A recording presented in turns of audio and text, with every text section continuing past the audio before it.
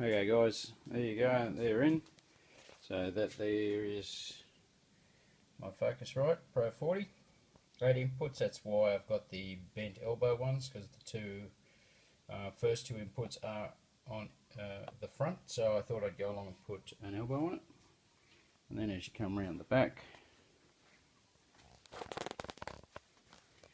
you can see the other two are in there, and plus the third one is actually my microphone, so I can actually talk to the booth, and the booth's over there. So there you go guys, and she's ready to go. So on top of that will go the Octobre, which is its counterpart, which is an 8 input, so in total I'll end up with 80 input, and then above that will go my 8 channel headphone amp, which I'm just waiting for to be delivered, and then hopefully I'll have the booth up and running by the time that turns up, and then I'm right to go. Anyway, this is my next stage. I've had a slight problem that one of my 6.5s was a bit broken, so I'm organising it in another one. But anyway, these are my XLRs and 6.5s, which there's actually pins on the back here. As you can see, there's double lots on here, so the main feed that goes out of here will come off this side, and then you've got your feed from the inside, which will patch across from here to these. So whenever you put a 6.5 in there, it opens this side up, which then disconnects this, so you can't have two things going into the same place at the same time. It's exactly what I wanted. But anyway, because it is such a huge plate, I've got to come up with a makeshift box for it. The problem I've got is I can either mount it straight into the wall. The problem is I don't want to put that size of hole, which is all of that, into the soundproof walls, because then it just lets sound through. So what I've come up with is the only thing, because of the size of this thing, is I'm going to use this box and cut into that, the size that I need inside here. Now I'm either going to leave a lug big enough, but it doesn't look like I'm going to have a huge amount of gap, and I can put a screw with a nut on it to hold it into the box, or I'm going to have to run a screw right through this box. So basically what I'm going to do is I'm going to mount this section to here. I'm going to take this little one off because I thought it was going to be the same size, but it's not when it arrived, it's wrong. And then I'm going to replace that and put the big box will take its place and go here. So basic same thing. And the video I took before of my homemade volume control unit, that's my 2 headphone jack. It's actually wired up, ready, put in. Now the video I took of it when I finished it was blurred for some reason, but now she's right. So that's where it lives. I've put a small shelf in here. I haven't fixed it all up yet because I just did it so I could get this up. The trim hasn't been cut properly and all that sort of waffle, but I put it in there so I could have a gap. So I've put a nice shelf in, which will actually protect that from getting bumped, plus also gives, you know, whoever's in here somewhere to put a drink or whatever on top of here. So I thought that would be a nice place to keep it protected, because that's only a small 3.5 jack, and you could bump that and break it right off. Basically where this will be is going to be out of the way, because there's a mic stand will be sitting here basically in its way, so you're not going to really get in the way of actually hitting that. So yeah, so this is where I'm up to next, so I'm going to have a look into this and see what I can do.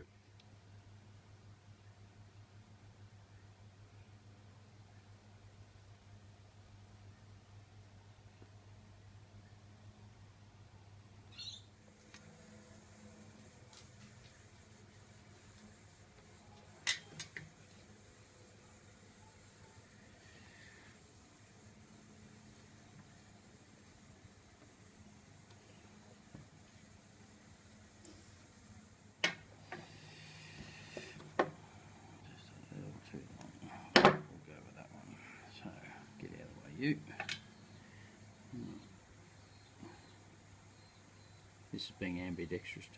It's good to be able to use both hands, huh? So this here is my first, whoops, whoa, we go over too early. Dry first. Pardon, there we go.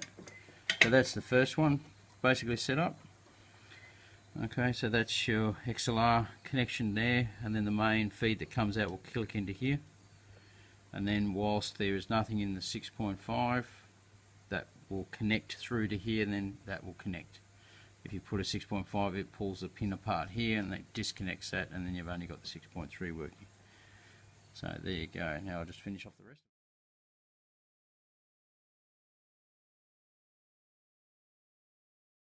Now we do our final test. So that's headphone 1. Okay, so I don't know what's playing at the minute, but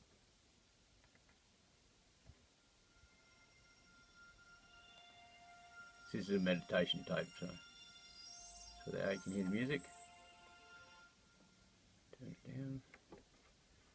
Make sure that's turned down before I plug it in. And then we plug it up in there.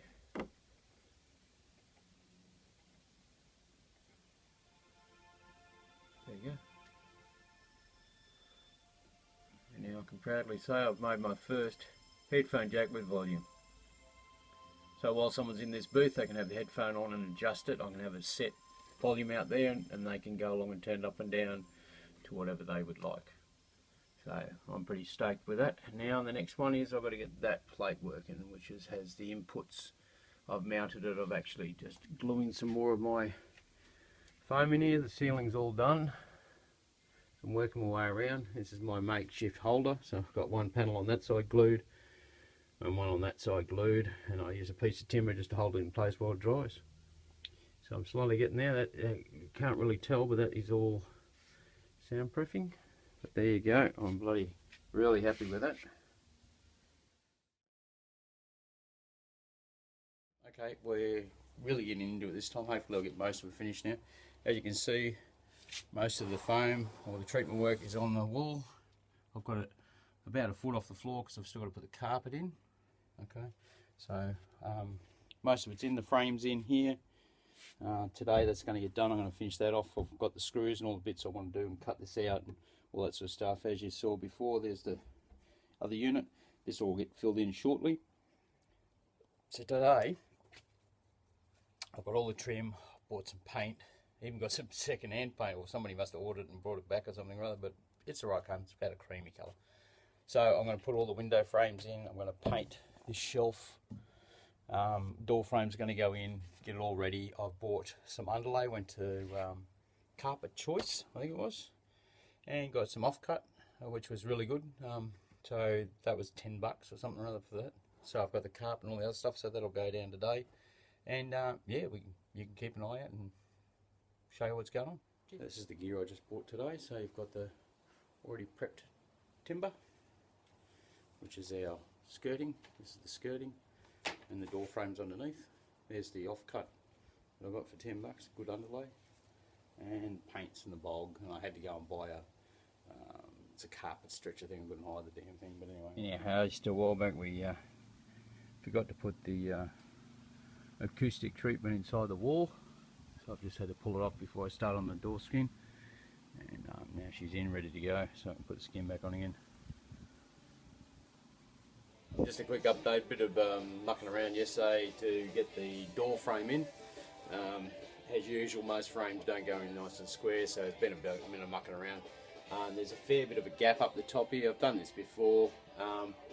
What I've done is I've used the blue glue that you go along and you put your panels on your walls, basically. And I'm using it, and once that goes hard, this won't flex at all. So basically, just to make sure it stays where I want it.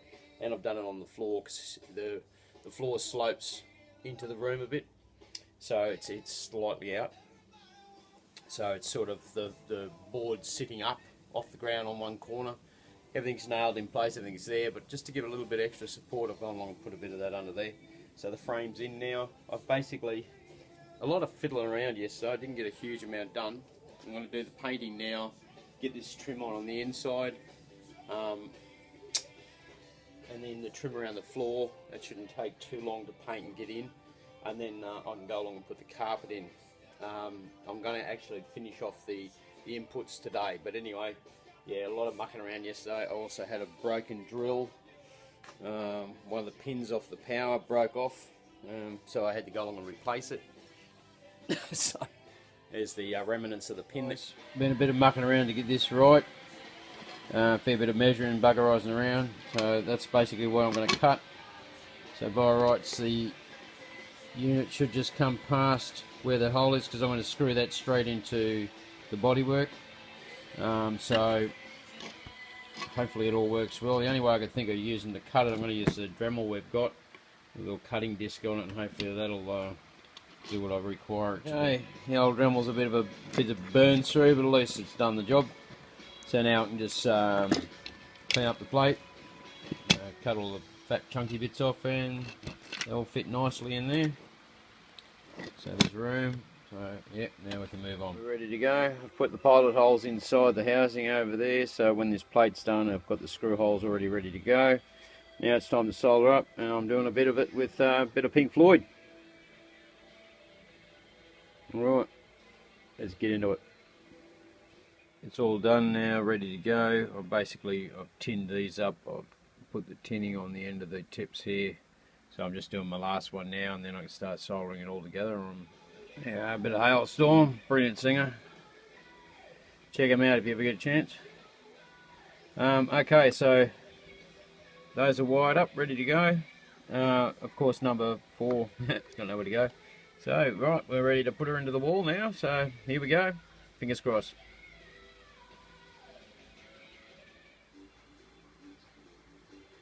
Well, there you go. She's on the wall, mounted. Looks pretty damn good if I don't say so myself. Alright, now it's time to turn on the system and test her out, because it's all plugged in, so we might as well test her out. And I can stand in here, and I've plugged them in, I've tested them all, they all work. And if we just wander over here towards my desk, I'm standing here with the microphone up to my mouth, and you'll see here that it is actually picking it up on the screen. When I talk, you can see the volume going up, and down on the main mixer down there, you can hear it going up and down and up. So there you go, guys. I am stoked. My little studio is operational. All I've got to do now is do a tidy up. So there's the plate. It's done. On volume control, all I've got to do now is get the carpet in, all the main wiring and everything's done. Great stuff, guys. Can't wait to start recording. Cheers. The trim is in, painted. I've just put in the smooth edge for the carpet to go in.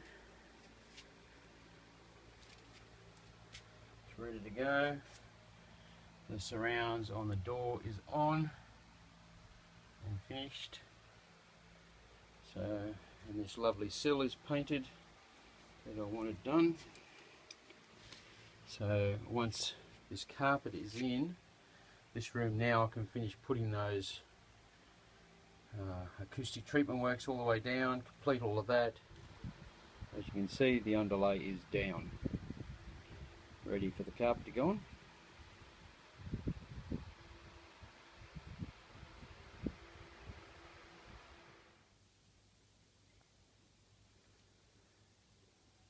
Well, there you go, the carpet's in. I can tell you using old carpet is not the greatest, because it's as stiff as a board and not very easy to lay, I can tell you. But at least it's in. Only one downside, I've got a small stain on there I didn't know I had. Anyway, tough luck, it's in there now. So, there she is, and I've got to, because of not having trim on that bottom step there, I'm going to have to put one of those cap things, whatever they do, and you nail it over there, cover the join. I can do that later, it's no big deal, but she's in and I'm done.